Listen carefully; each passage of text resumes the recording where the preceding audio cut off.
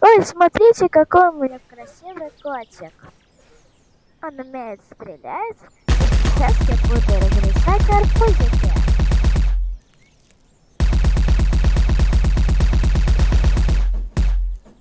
Вот, я разрешаю арбузики.